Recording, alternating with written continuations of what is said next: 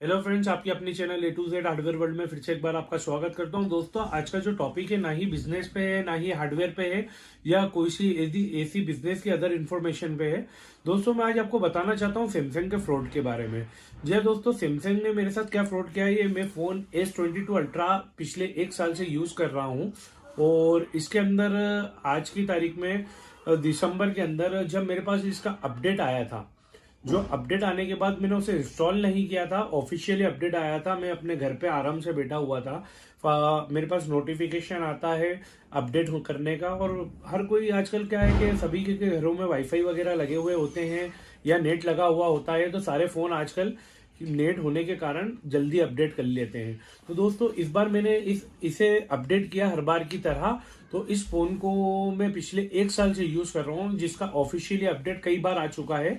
और कंपनी का कहना यह है कि इसमें 11 से 16 तक के या 12 से 16 तक के अपडेट्स आएंगे, यानी 5 से 6 बार अपडेट्स आएंगे। अभी फिलहाल में इसमें लेटेस्ट अपडेट जो आया था वो कंपनी की ओर से जो ऑफिशियली अपडेट आया था उसे मैंने इंस्टॉल किया। इंस्टॉल करने के बाद पूरा जो प्रोसेस इंस्टॉलेशन की होती है, तो मैं आपको बता दूं दोस्तों कि इस तरह से ये अपडेट होता है। अबाउट फोन में जाके आप ये देख लीजिए इसमें कौन सा सॉफ्टवेयर चल रहा है। मैं आपको सॉफ्टवेयर इन्फॉर्मेशन बता देता हूँ। जो सैमसंग की ओर से अभी अपडेट आया था वो 14 का अपडेट आया था एंड्रॉइड का। अभी जितने भी लेटेस्ट फोन आ रहा है वो 14 में ही अपडेट आ रहा है। बट ये जो फ्लैगशिप फोन है जिसे मैंने एक साल पहले परचेज किया था 1,04,000 रुपए में, तो दोस्तों इसे मैं प्री बुकिंग के साथ इसे परचेज किया था 1,04,000 के इसी कुछ समथिंग का मेरे को ये फोन पड़ा था। और उसके साथ साथ ही आप अपडेट देख लीजिए कि इसके अंदर जो अपडेट है वो 14 है। इससे पहले जो दोस्तों वन UI जो वर्जन सैमसंग की ओर से जो प्लेटफॉर्म का जो सॉफ्टवेयर अपडेट आता है वो 5 चल रहा था, अभी इसमें 6 है। इसे मैंने जैसे ही अपडेट किया दोस्तों, तो अपडेट करने के बाद इस फोन में बराबर चल रहा था। मैंने देखा सब कुछ हो रहा है। अब इसमें सेटिंग में अगर आप जाते हैं और डिस्प्ले सेटिंग के अंदर जाते हैं, तो जो इसका डिस्प्ले है, सैमसंग के जितने भी फोन होते हैं वो डिस्प्ले की क्वालिटी और उसके कैमरे की क्वालिटी के ऊपर से बिकते हैं। और जो इसकी डिस्प्ले की क्वालिटी है, मतलब वीडियोज बनाने में, फोटोज बनाने में बहुत बेहतर होते हैं। इसलिए ये फोन फ्लैगशिप फोन या प्रीमियम फोन मैंने इसे परचेज किया था इतने पैसे देने के बाद। इसमें 2 रिफ्रेश रेट आते हैं जो कि स्क्रीन को स्मूथ करने के लिए होते हैं। आप इसमें रिफ्रेश रेट देख लीजिए, एक 120 हर्ट्ज है और एक 60 हर्ट्ज है। अब ये प्रीमियम फोन होने के कारण ये फीचर्स भी इसमें अवेलेबल था। जैसे ही मैंने इसे अपडेट किया, अपडेट करने के बाद इसे अडाप्टिव में 120 हर्ट्ज पे मैं इसे अप्लाई करता हूँ दोस्तों, तो आप ये फोन की कंडीशन देख लीजिए। ये फोन की आप कंडीशन देख लीजिए। ये पूरा अभी फिलहाल के अंदर बराबर चल रहा है। मैं आपको बता देता हूँ, ये फोन पूरा आप देख लीजिए, इसका डिस्प्ले में कोई प्रॉब्लम नहीं है। उसके साथ साथ इसके अंदर किसी चीज की प्रॉब्लम नहीं है। मैं आपको ये फोन बता देता हूँ। ये पूरा फोन जिस तरह से स्टार है 06 करके आप कलर्स वगैरह देखते हैं, वो सब बराबर चल रहा था। जैसे ही इसे 120 हर्ट्ज पे मैं सेटिंग के अंदर जाके इसे 120 हर्ट्ज पे जाके अप्लाई करता हूँ। ये एक तो अभी तो 60 हर्ट्ज पे आप ये फोन देख लीजिए, 60 हर्ट्ज पे चल रहा है, ये बराबर चल रहा है, इसमें कोई दिक्कत नहीं आ रही है। जैसे 120 हर्ट्ज पे मैं इसे अप्लाई करता हूँ तो इस तरह का यहाँ पर डिस्प्ले पे आप देख लीजिए, ये एक वाइट लाइन आ जाती है और पूरा डिस्प्ले इस तरह का हो जाता है। मैं आपको दिखा देता हूँ, ये इस तरह का हो जाता है पूरा डिस्प्ले। यही अगर मैं इसे 60 हर्ट्ज पे करूंगा दोस्तों, तो 60 हर्ट्ज पे करने के बाद आपको मैं बता दूं, ये स्टैंडर्ड में जाके 60 हर्ट्ज में इसे अप्लाई करूंगा। ये 60 हर्ट्ज अप्लाई किया, फोन का डिस्प्ले सही स्टार्ट हो गया। बट जब से मैंने इसे अपडेट किया है, अपडेट करने के बाद ये अडाप्टिव पे गए, 120 हर्ट्ज पे गए, ये आप देख लीजिए, ये ऐसा हो गया। ये पूरा फोन का डिस्प्ले जो है दोस्तों, ये ऐसा मैं आपको बता देता हूँ। ये यहाँ से जाके स्टार 06 हैश या फोन स्टार 06 हैश के साथ, हाँ ये रहा, ये आप देख लीजिए। ये फोन के अंदर पूरा इधर का हिस्सा ब्लैक हो गया, ये वाइट स्पॉट हो गया, पूरा कैमरे के यहाँ पर लाइन आने लग जाती है। ये ग्रीन में, आप ये ब्लू में देख लीजिए, आपको डिस्प्ले पता चल रहा होगा। अब ऐसी की ऐसी में आपको वाइट में सेंसर में चली गया, सेंसर के साथ बैक का बटन दबा के मैं आपको ऐसी की ऐसी पूरी प्रोसेस दिखा देता हूँ दोस्तों। ये सेटिंग में गए, सेटिंग में जाके डिस्प्ले में गए और मोशन में गए, मोशन स्मूथनेस में इसे स्टैंडर्ड करूंगा, ये नॉर्मल हो जाएगा। तो मेरा ये कहना है दोस्तों, जब मैं ये प्रीमियम फोन परचेज कर रहा हूँ, ये आउट ऑफ वारंटी हो चुका है और कंपनी ऑफिशियली अपडेट भेजती है तो उसे अपडेट करना है चाहिए या नहीं करना चाहिए। मैं मेरे घर में बैठा हूँ आराम से, उसके बाद जैसे अपडेट आता है मैं उसे डाउनलोड करता हूँ, उसे डाउनलोड करने के बाद इंस्टॉल करता हूँ। तो ये इंस्टॉल होने के बाद मेरे फ़ोन में इस तरह की दिक्कतें आती हैं। तो ऑफिशियली अपडेट करने के बाद इस तरह की दिक्कतें आ रही हैं। तो एक बात बताइए, इसमें कस्टमर की क्या गलती है? अब कस्टमर की गलती क्या है कि कस्टमर ने सॉफ्टवेयर इंस्टॉल कर लिया, इस कारण गलती है। आप सॉफ्टवेयर भेजते ही नहीं तो मेरे फ़ोन में कुछ प्रॉब्लम ही नहीं आती, मेरे फ़ोन में कुछ प्रॉब्लम ही नहीं आती। अब ऐसी की ऐसी मैं यहाँ से कंपनी गया, कंपनी में मैंने वहाँ पर बात की। वहाँ पर बात करने के बाद उन्होंने बोला कि हमारा 31 तारीख का टाइप था, कंपनी का एक मतलब प्रोटोकॉल था कि 31 दिसंबर तक के हम आप इस फ़ोन को हम सही करके दे देते। अब इसके बाद हमारी कोई जवाबदारी नहीं है। इसके डिस्प्ले की जो कीमत है वो 17,500 है, 17,500 और रिपेयरिंग चार्ज वगैरह जो सर्विस चार्ज वगैरह होते हैं वो होने के बाद 20,000 या 22,000 के समथिंग जो खर्चा है वो मुझे देना पड़ेगा। वो किस लिए देना पड़ेगा कि वहाँ से ऑफिशियली अपडेट आता है कंपनी की ओर से। मैं मेरे घर में बैठा हूँ, आराम से बैठा हूँ, मुझे कुछ भी फ़ोन में प्रॉब्लम नहीं आ रही है, मेरा डिस्प्ले में कोई दिक्कत नहीं है। उसके बाद मैं उनका सॉफ्टवेयर अपडेट करता हूँ और अपडेट करने के बाद वो मुझसे 22,000 मांग रहे हैं। मतलब मेरा 1,00,000 खर्चा करने का क्या मकसद रहा? कंपनी इसके अंदर ऑफिशियली अपडेट, यदि अगर आप देखना चाहें कि जैसे फ़ोन कहीं गिर गया हो तो मैं आपको फ़ोन का बैग भी दिखा दूं। अगर ये फ़ोन आप देख लीजिए या आइट साइड से देख लीजिए या कहीं से फ़ोन गिरा हुआ हो तो भी मैं मान सकता हूँ कि ये अडाप्टिव पे 60 हर्ट्ज पे नॉर्मल चल रहा है। फ़ोन में जब गिरता है तो पूरा डिस्प्ले ही जाता है, पूरा डिस्प्ले ही जाता है फ़ोन के अंदर।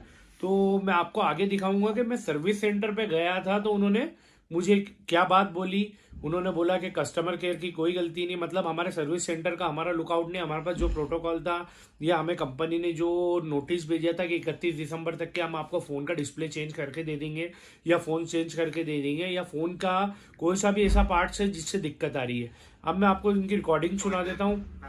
वेट करिए, सेटिंग्स में जाता है, यहाँ पे डिस्प्ले में जाता है, ठीक है। डिस्प्ले में जाने पर करिए। मैंने मोशन एक्सपोर्ट में जाके अडॉप्टिव कर दिया सर। हाँ जी, एडेप्टिव हो गया ये है 120 हर्ट्ज। कहाँ पर लाइनिंग आ रही है? कैमरे के ऊपर आ रही है सर, मतलब राइट हैंड की तरफ पूरी व्हाइट कलर की लाइन आ रही है।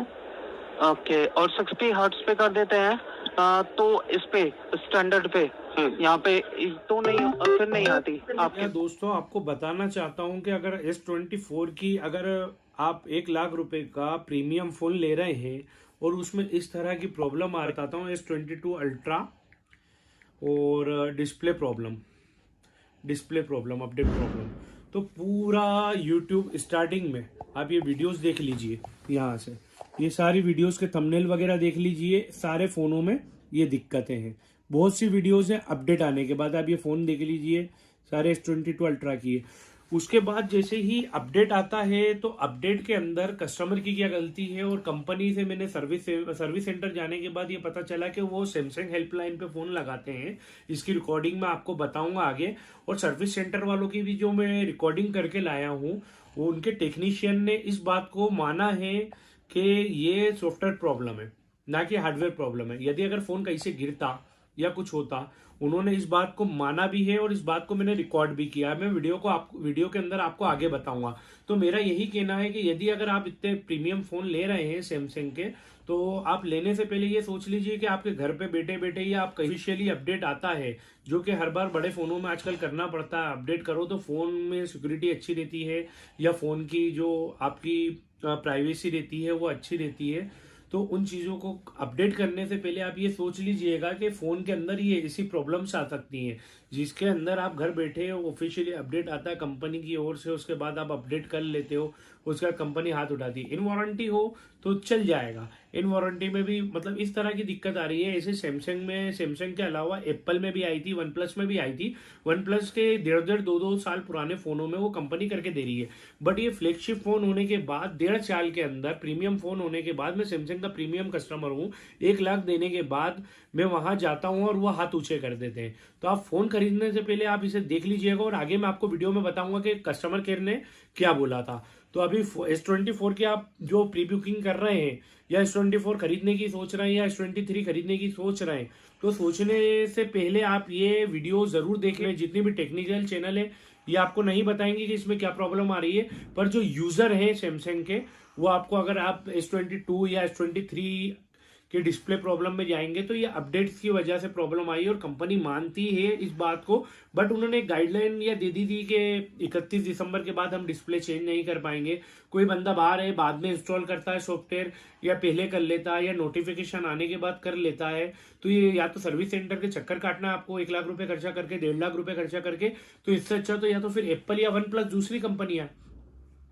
तो मेरा यही कहना है कि आप फोन खरीदने से पहले इन चीजों को जरूर देख लें कि इसमें क्या प्रॉब्लम आ रही है। और सैमसंग की जितनी भी फोनों में जो प्रॉब्लम आ रही है वो डिस्प्ले की आ रही है, वो भी ऑफिशियल अपडेट के बाद आ रही है। कंपनी खुद अपने आप से अपडेट भेज रही है, उसे बंदा अपडेट कर रहा है, कस्टमर अपडेट कर रहा है। अपडेट करने के बाद यह प्रॉब्लम आती है। इन वारंटी में होगा फोन तो आपका फोन सही हो जाएगा, आउट ऑफ वारंटी हुआ तो आपको 20 से 22 या S24 का तो अभी डिस्प्ले का मालूम भी नहीं है कि कितने का आ रहा है।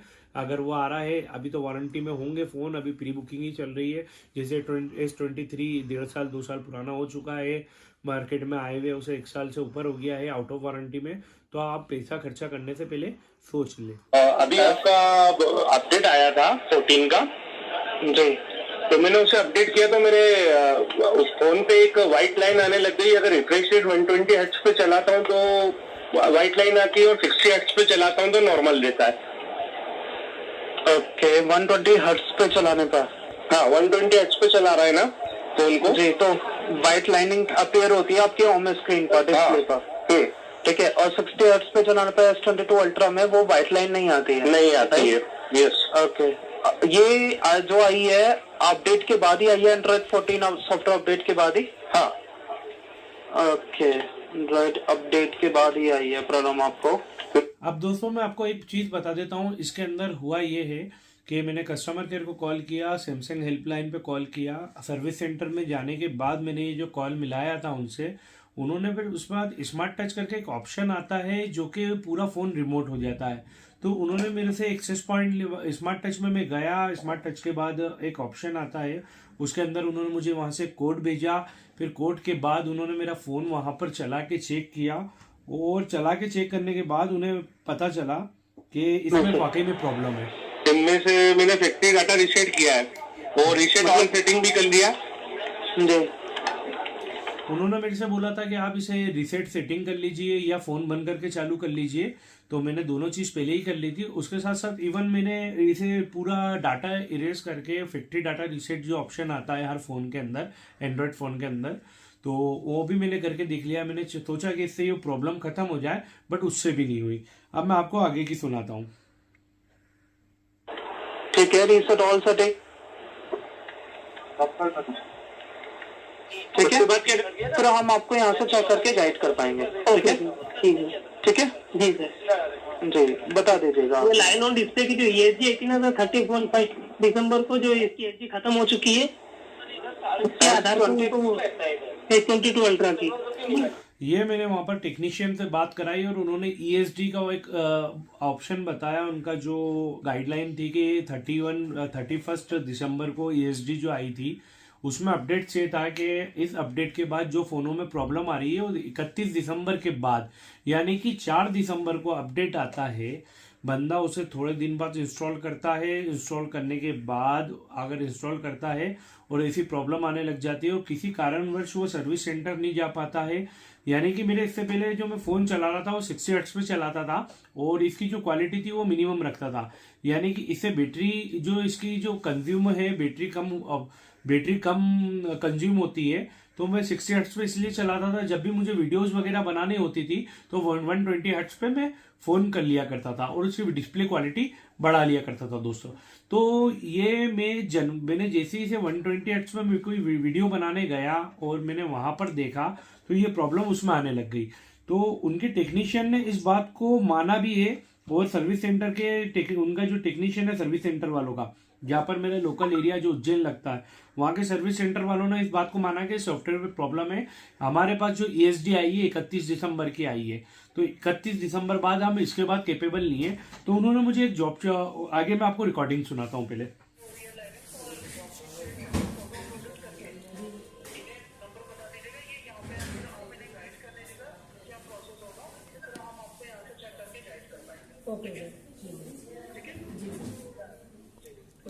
ये लाइन ऑन डिस्प्ले की जो ESG आई थी ना सर 31 दिसंबर को जो इसकी ESG खत्म हो चुकी है, इसके आधार पे इनको S22 अल्ट्रा की।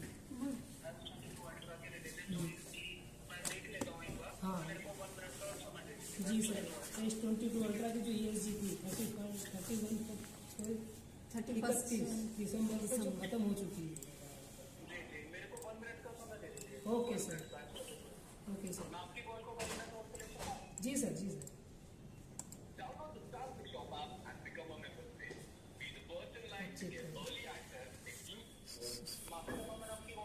जी सर, इसके रिलेटेड जो पॉलिसीज है जी S22 अल्ट्रा के रिलेटेड अभी हमारे पास कोई कंफर्मेशन नहीं है। जी सर। आप बात कर सकते हैं सर्विस सेंटर के द्वारा, इसके रिलेटेड कोई कंफर्मेशन हमारे पास नहीं।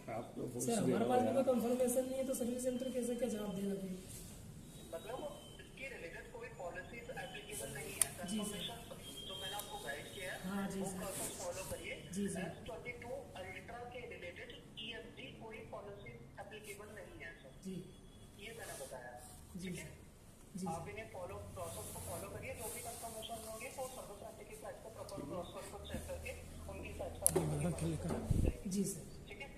तो मैंने मैं- आपको बताया कि उसको पूरी तरह से संपर्क। तो दोस्तों आपको फाइनली समझ में आ गया होगा कि सैमसंग को किस तरह से फ्रॉड चल रहा है। कंपनी वाले कह रहे हैं कि हमारे मतलब सर्विस सेंटर वाले कह रहे हैं कि हमारे हाथ में 31 दिसंबर के बाद कुछ भी नहीं है, ESG नहीं है कंपनी के।